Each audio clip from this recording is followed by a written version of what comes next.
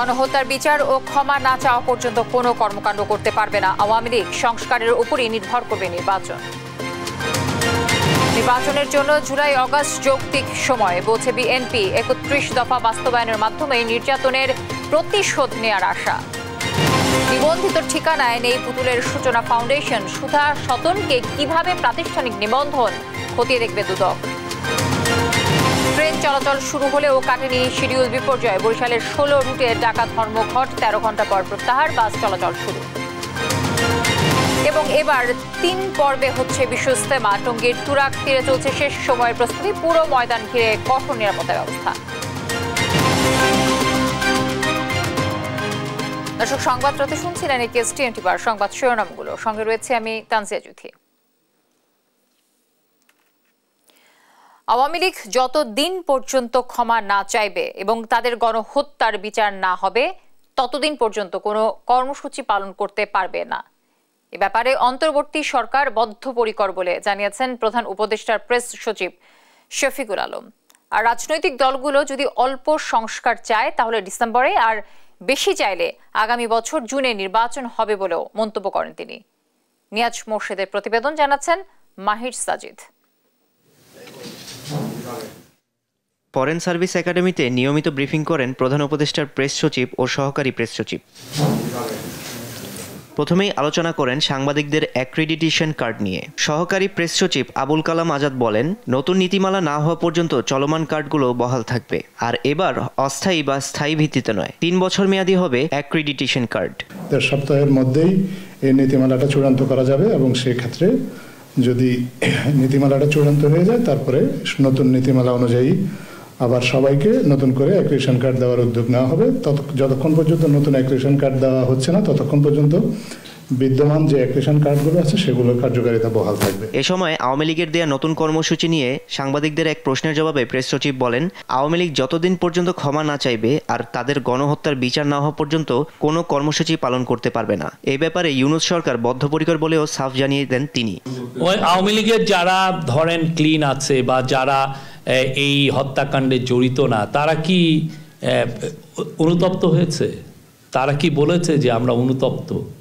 আপনি দেখেছেন আমাদের পার্টি এই কাজটা করেছে, এই জন্য আমরা অনুতপ্ত ফিল করছি, আমরা ক্ষমা চাই। এটা তো মানে আপনি কিলিংগুলো দেখেন না, আপনি ৭১টা শিশুকে তারা মেরেছে, মানে হেলিকপ্টার দিয়ে আপনি উপরে যাচ্ছেন, হেলিকপ্টার দিয়ে আপনাকে মারছে। আওয়ামী লীগ তাদের পার্টি সম্পদ না হলে আওয়ামী লীগের কে এসে বলছে যে আমি হাসিনার লিডারশিপ মানি না, আমি একটা ক্লিন লিডারশিপ চাই? তিনি আরো বলেন, আওয়ামী লীগের যারা ক্লিন ইমেজে রয়েছে তারাও এখনো পর্যন্ত গণহত্যার জন্য ক্ষমা চায়নি। না, এবং ক্ষমাও চেতে হবে, ক্ষমাটা চেতে হবে, খুব ভালোভাবে ক্ষমা চেতে হবে এবং ওদের ক্লিন একটা লিডারশিপ আসতে হবে। আর নির্বাচন বিলম্ব করলে অন্তর্বর্তী সরকারকে জনগণের কাছে জবাবদিহিতা করতে হবে। বিএনপির স্থায়ী কমিটির সদস্য সালাউদ্দিন আহমেদের এমন বক্তব্যের প্রতিক্রিয়ায় প্রেস সচিব বলেন, সংস্কার অল্প চাইলে ডিসেম্বরে নির্বাচন, আর বেশি চাইলে পরবর্তী জুনে নির্বাচন অনুষ্ঠিত হবে। আপনারা কম রিফর্ম চান তাহলে ডিসেম্বরের মধ্যে ইলেকশন হবে, আপনারা বেশি রিফর্ম চান আগামী জুনের মধ্যে হবে। এর বাইরে তো আমাদের আর কি বলবো? এটা আমার মনে হয় এটা নিয়ে ১৩৩তম বার আমি এটা বললাম।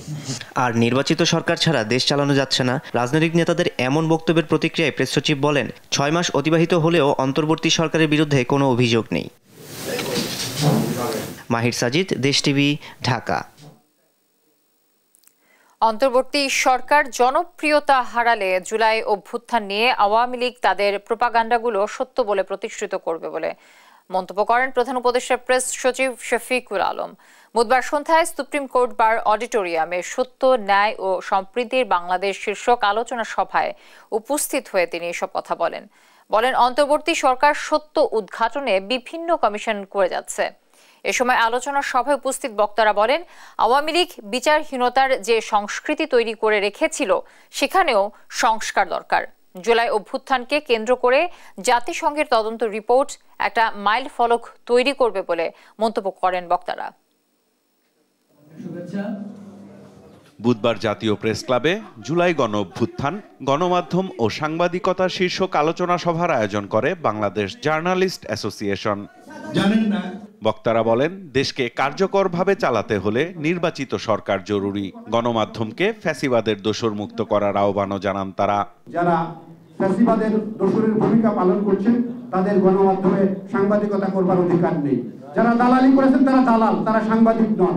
রাজনৈতিক সরকার ছাড়া রাষ্ট্রের এই পরিস্থিতিতে দেশকে পরিচালনা করা সম্ভব নয়। বিএনপির স্থায়ী কমিটির সদস্য সালাউদ্দিন আহমেদ বলেন, নির্বাচন বিলম্বিত করতে চাইলে জনগণের কাছে সরকারকে কারণ জানাতে হবে। যেই তারিখে ফ্যাসিবাদের পতন হয়েছে, যেই তারিখে দক্ষিণ এশিয়া এবং পৃথিবীর মধ্যে একটি উল্লেখযোগ্য স্মরণীয় গণ অভ্যুত্থান হয়েছে, যেই তারিখকে মানুষ মনের মধ্যে হৃদয়ে ধারণ করে সারা জাতি, সেই তারিখকে আরও স্মরণীয় করুন এবং নিজেরাও স্মরণীয় হয়ে থাকুন। 5ই আগস্ট যদি পারেন। এই সময়ের ভিতরে নির্বাচন হলে কারো কারো রাজনৈতিক দল গঠন করে নির্বাচনে অংশগ্রহণ করা হয়তো একটু কষ্টকর হতে পারে, আমরা জানি, কিন্তু রাজনৈতিক দল গঠন করার জন্য রাজনৈতিক প্রক্রিয়ার মধ্য দিয়ে জনগণের সামনে আবির্ভূত হওয়া উত্তম। গণহত্যা ও মানবতা বিরোধী অপরাধে শুধু ব্যক্তি নয়, দল হিসেবে আওয়ামী লীগেরও বিচারের সুযোগ আছে বলে জানান তিনি। সংগঠন হিসেবে বিচারের জন্য আন্তর্জাতিক অপরাধ ট্রাইব্যুনালের আইনে এটি সংশোধনী আনার কথা ছিল, based on the constitutional provision 47 article, কিন্তু সেখান থেকে সরকার সরে গেলেন। এখন যদি সরকারেরই অংশ হিসাবে কোনো উপদেষ্টা যদি বলেন যে আমরা আওয়ামী লীগকে বিচার চাই, তো বিচার চাওয়ার জন্য তো আপনারা কিছু করলেন না। এদিকে রাজধানীর মিরপুরে গণ অভ্যুত্থানে আইনশৃঙ্খলা বাহিনীর গুলিতে নিহত আহনাফের পরিবারের সঙ্গে সাক্ষাৎ করে আমরা বিএনপি পরিবার। এ সময় দলের ভারপ্রাপ্ত চেয়ারম্যান তারেক রহমানের পক্ষ থেকে আহনাফের বাবার হাতে সহমর্মিতার বার্তা তুলে দেন দলের সিনিয়র যুগ্ম মহাসচিব রুহুল কবির রিজভী। সাংবাদিকদের তিনি বলেন, নির্বিচারে মানুষ হত্যা করলেও কোনো অনুশোচনা নেই আওয়ামী লীগ নেতাকর্মীদের মধ্যে। আপনার আইন আদালত কিভাবে কাজ করছে? এই প্রত্যক্ষভাবে শটগানের গুলিতে, রাইফেলের গুলিতে এত শিশু বাচ্চাদের জীবন যারা কেড়ে নিয়েছে, তাদের বিচারে কেন এত গড়ি বসে? সাইফুল রিপন, দেশ টিভি, ঢাকা। নির্বাচনের জন্য জুলাই আগস্ট যৌক্তিক সময় বলে মনে করেন বিএনপির স্থায়ী কমিটির সদস্য সালাউদ্দিন আহমেদ। এ সময়ে কেউ রাজনৈতিক দল গঠন করে নির্বাচন করতে চাইলে তা গণতান্ত্রিক প্রক্রিয়ায় হতে হবে বলেও দাবি তার। সংবিধান অনুযায়ী আওয়ামী লীগের গণহত্যা ও মানবতা বিরোধী কর্মকাণ্ডের বিচারের সুযোগ আছে বলেও জানান তিনি। এদিকে নির্বিচারে মানুষ হত্যার পরও শেখ হাসিনার মধ্যে কোনো অনুশোচনা নেই বলে মন্তব্য করেন রুহুল কবির রিজভী। দর্শক, আমরা সেই রিপোর্টটি কিছুক্ষণ আগে দেখছিলাম। দেশের ভেতরে বাইরে বিভিন্ন মহল নানাভাবে বিএনপির বিরুদ্ধে প্রোপাগান্ডা চালাচ্ছে বলে মন্তব্য করেছেন দলটির ভারপ্রাপ্ত চেয়ারম্যান তারেক রহমান। দেশের মানুষের আস্থা ধরে রাখতে নেতাকর্মীদের প্রস্তুত থাকার নির্দেশনাও দেন তিনি। বলেন, নির্যাতনকারীর বিরুদ্ধে সবাই প্রতিশোধ নিতে চায়, এটি স্বাভাবিক। তবে 31 দফা বাস্তবায়নের মধ্য দিয়েই সব নির্যাতনের প্রতিশোধ নিতে চায় বিএনপি। রাষ্ট্র কাঠামো মেরামতের 31 দফা ও জনসম্পৃক্ত শীর্ষক যশোর, ঝিনাইদহ ও নড়াইল জেলার কর্মসূচিতে ভার্চুয়াল মাধ্যমে যুক্ত হয়ে এসব কথা বলেন তারেক রহমান।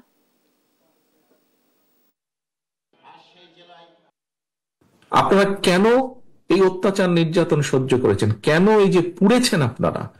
অত্যাচার, নির্যাতন, জেল, জরিমানা, গায়েবী মামলা, মিথ্যে মামলা, এই যে এটার ভিতরে আপনারা পড়েছেন, কেন করেছেন? আপনারা করেছেন এ কারণেই, যেটি আমি বিশ্বাস করি, সেটি হচ্ছে একটি বিশ্বাস, একটি আদর্শকে ধারণ করেন বলি। কি সেই বিশ্বাস? সেই বিশ্বাসটি হচ্ছে দেশের মানুষ, দেশের মানুষের গণতান্ত্রিক অধিকার, সর্বোপরি দেশের মানুষের অধিকারকে প্রতিষ্ঠিত করার জন্য। সূচনা ফাউন্ডেশনের নিবন্ধনকৃত ঠিকানায় প্রতিষ্ঠানটির অস্তিত্ব পায়নি দুর্নীতি দমন কমিশন।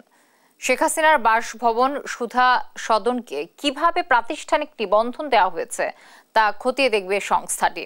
দুপুরে ধানমন্ডির 5 নম্বরে রোডের 54 নম্বর বাসাটিতে অভিযান চালায় দুদকের 4 সদস্যের একটি দল। সূচনা ফাউন্ডেশনকে কর মুক্তি দেওয়ার বিষয়টিতে খতিয়ে দেখতে রাজস্ব বোর্ডের কাছে তথ্য চাইবে দুদক। সূচনা ফাউন্ডেশনের প্রতিষ্ঠাতা ও সভাপতি সাইমা ওয়াজেদ পুতুলের বিরুদ্ধে জালিয়াতির মাধ্যমে অর্থ আত্মসাতের বিষয়টি খতিয়ে দেখতেই অভিযানে যায় সংস্থাটি, কিন্তু সরেজমিনে এর কোনো অস্তিত্ব পায়নি তারা। এর আগে পূর্বাচলে প্লট জালিয়াতির অভিযোগ সাইমা ওয়াজেদ পুতুলের বিরুদ্ধে মামলা করেছে দুদক।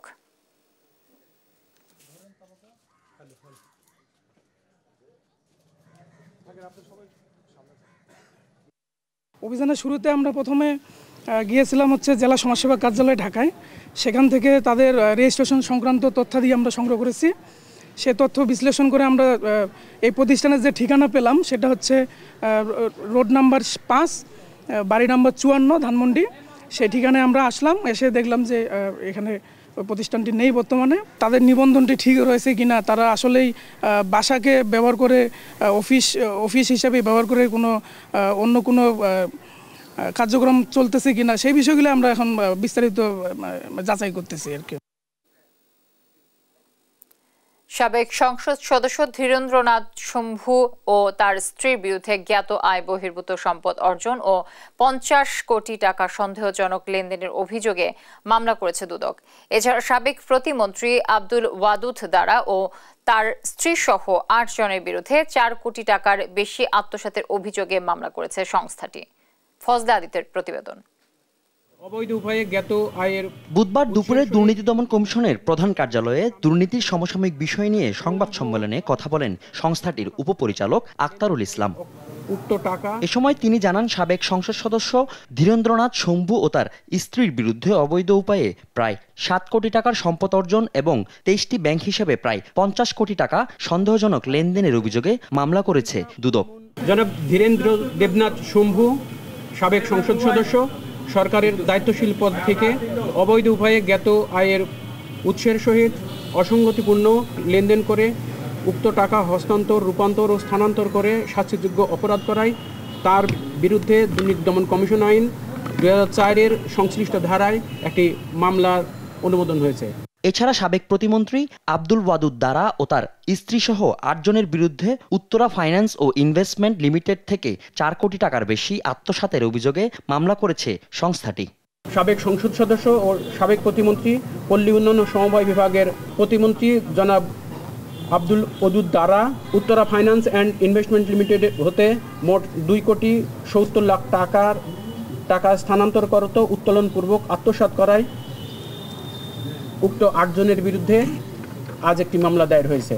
যারা বিগত সরকার আমলে দুর্নীতির অভিযোগে অভিযুক্ত ছিলেন তাদের বিরুদ্ধে পর্যায়ক্রমে ব্যবস্থা নেওয়া হবে বলেও জানান আক্তারুল ইসলাম। সুপারিশ করা হয়েছে। ফজলে আদিত্য, দেশ টিভি, ঢাকা। রেলওয়ে রানিং স্টাফদের ধর্মঘট প্রত্যাহারে স্বাভাবিক হয়েছে ট্রেন চলাচল, তবে শিডিউল বিপর্যয়ের কারণে ভোগান্তিতে পড়েছেন যাত্রীরা। সময় মতো স্টেশন ছেড়ে যেতে পারছে না কোনো ট্রেন। 2.5 ঘন্টা পর্যন্ত অপেক্ষার কথা জানিয়েছেন যাত্রীরা। স্টেশন ম্যানেজারের দাবি, দ্রুতই স্বাভাবিক হবে ট্রেনের শিডিউল। হাসান মাহমুদের রিপোর্ট। সারিবদ্ধ যাত্রীদের চোখ স্টেশনের শিডিউল স্ক্রিনে। কখন আসবে কাঙ্ক্ষিত ট্রেনের সূচি? কর্মবিরতি প্রত্যাহারের পর বুধবার সকাল থেকে ট্রেন চলাচল শুরু হলেও ছাড়তে পারছে না সময় মতো। এই লিস্টে কোনো নাম দেখতেছি না এখন পর্যন্ত। এখন কতক্ষণ কি হয় আল্লাহ জানে। কি স্ট্রাইক করলো ওনারা, এত দুর্ভোগ মানুষের। এখন পর্যন্ত ট্রেন এসে পৌঁছায় নাই, এখন বলতে পারতেছি না যে কখন আমরা যা পৌঁছাবো ওখানে। শ্রমিকদের 26 ঘন্টার কর্মবিরতিতে বিপর্যয়ের মুখে ট্রেনের শিডিউল। কয়েক ঘন্টা অপেক্ষার পরও ট্রেন পাননি অনেক যাত্রী। প্ল্যাটফর্ম দেয় না, শিডিউল দিচ্ছে কিন্তু প্ল্যাটফর্ম দেয় না। কত সময় থাকতে হবে সেটা তো বলতে পারছি না। মঙ্গলবার শ্রমিকদের কর্মবিরতির কারণে ট্রেন ওয়াশিং ও রিফুয়েলিং না হওয়ায় ট্রেন ছাড়তে কিছুটা দেরি হচ্ছে বলে জানান স্টেশন ম্যানেজার। ইঞ্জিনগুলো শেড থেকে বাইরে হওয়ার ক্ষেত্রে কিছু প্রসিডিউর থাকে এবং ওই প্রসিডিউর মেনটেন করার জন্যই কিছুটা লেট হচ্ছে। আর কিছু ট্রেনের ওয়াশপিট করতে হয়, ওয়াশপিট করার ক্ষেত্রে কিছু সময় লাগে, সেই জন্য ট্রেনগুলো লেট হচ্ছে। ইনশাল্লাহ 2-1 দিনের ভিতর এই লেটটা মেকআপ হয়ে যাবে। তবে দ্রুত শিডিউল স্বাভাবিক হবে বলেও জানান এই কর্মকর্তা। তেমন কোনো সমস্যা দেখা যাচ্ছে না। এর আগে মঙ্গলবার মধ্যরাতে বৈষম্য বিরোধী ছাত্র আন্দোলনের সমন্বয়ক হাসনাত আব্দুল্লাহ ও রেলপথ উপদেষ্টার সঙ্গে বৈঠকের পর আন্দোলন প্রত্যাহারের ঘোষণা দেন শ্রমিকরা। আমাদের মাননীয় উপদেষ্টা মহোদয় আমাদেরকে কথা দিয়েছেন,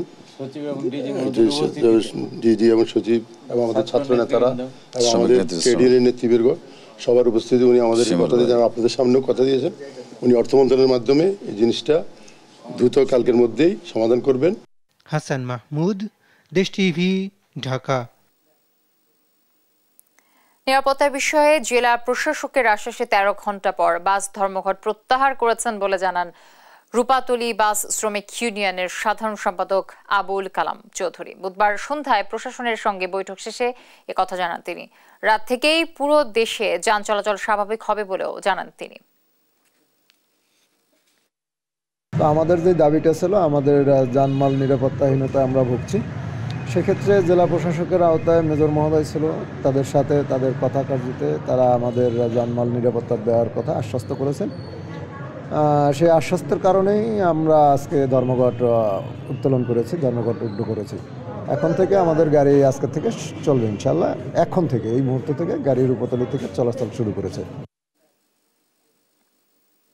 হত্যার উদ্দেশ্যেই পরিকল্পিতভাবে হামলা চালায় প্রশাসন বলে অভিযোগ করেছে ঢাকা কলেজের আহত শিক্ষার্থী মোহাম্মদ রাকিব।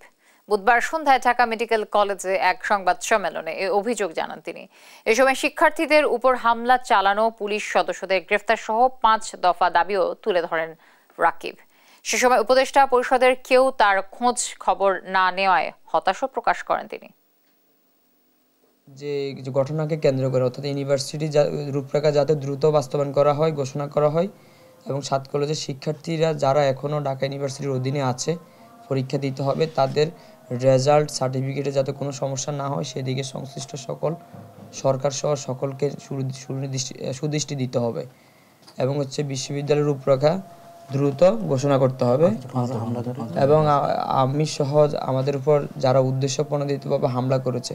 দেখেন, পুলিশ এখনো সংস্কার হয় না। এই সরকার কি করতেছে? এই পুলিশ আগের মতোই ছাত্রলীগ স্টাইলে মারতেছে। তাহলে আমরা নতুন কি বাংলাদেশ পেলাম? দক্ষিণ সুদানে বিমান দুর্ঘটনায় প্রাণ গেছে 20 জনের।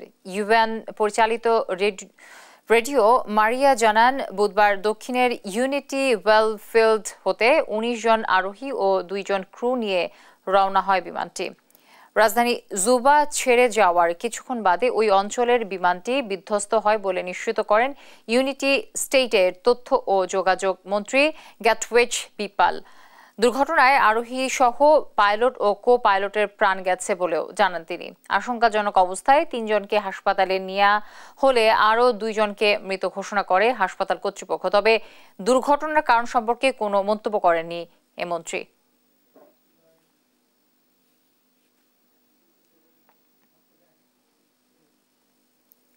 মার্কিন সরকারের বিভিন্ন খাতকে ঢেলে সাজাতে চান প্রেসিডেন্ট ডোনাল্ড ট্রাম্প। কমাতে চান সরকারের 10,000 কোটি মার্কিন ডলার ব্যয়। এতে ফেডারেল কর্মীদের সরাসরি বহিষ্কার না করে অগ্রিম 8 মাসের বেতন ভাতা নিয়ে চাকরি ছাড়ার প্রস্তাব দেয় তার প্রশাসন। এতে অন্তত 10% কর্মী প্রস্তাবটি গ্রহণ করবেন বলে ধারণা করছেন ট্রাম্প প্রশাসন। নীরব দাসের রিপোর্ট। নির্বাচনী প্রচারণায় সরকারের ব্যয় কমিয়ে আনার প্রতিশ্রুতি দেন মার্কিন প্রেসিডেন্ট ডোনাল্ড ট্রাম্প। নির্বাচিত হয়ে নিজের সেই প্রতিশ্রুতি বাস্তবায়নে নির্বাহী আদেশ সহ ভিন্ন কৌশলও হাঁকতে শুরু করেন তিনি। তার উপর নবগঠিত প্রশাসনও ধূর্ততার দিক দিয়ে তার চেয়ে কম নয়। ইমেল দিয়ে ফেডারেল কর্মকর্তাদের ছাঁটাই তাদের ভিন্ন কৌশলের এক অনন্য নজির। মার্কিন ইতিহাসে হয়তো এভাবে কর্মী ছাঁটাইয়ের ঘটনা আর ঘটেনি।